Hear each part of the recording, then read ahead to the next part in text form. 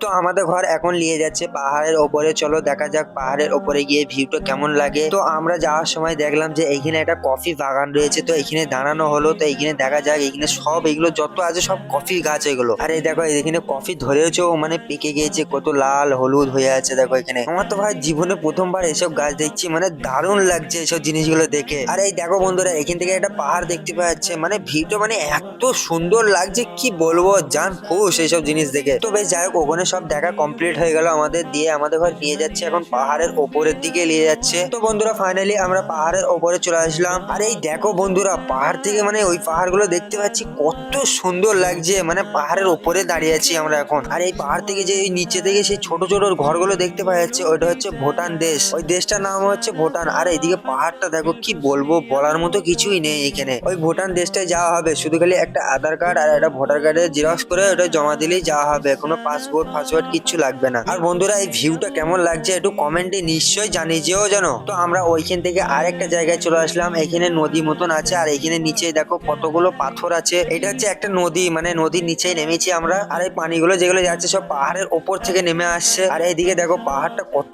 বড় লাগছে, মানে দারুণ লাগছে এই পাহাড়টা দেখতে। তো আমরা এখন যাচ্ছি এই দেশটার শেষে, যেখানে মানে ভুটান দেশ পড়ে যাচ্ছে সেই বর্ডারে, ওইখানে যাচ্ছি। আর এই দেখো বন্ধুরা মানে পাহাড়ের ওপর দিয়ে উঠে যাচ্ছি, এত ভয় লাগছে, মানে রাস্তাগুলো তো একদম লম্বা ঠাড়ো রাস্তা। তো বেশ যাই হোক আজকের মিনি ব্লগটা এখানে শেষ করছি। আর হ্যাঁ কমেন্টে যেন জানিয়ে দিও যে এই ছোট ভাইটার ব্লগটা এতক্ষণ ধরে দেখলে কেমন লাগলো। তো আবার দেখা হচ্ছে পরের ব্লগে। আর হ্যাঁ সাবস্ক্রাইব করতে যেন একদম ভুলে যেও না।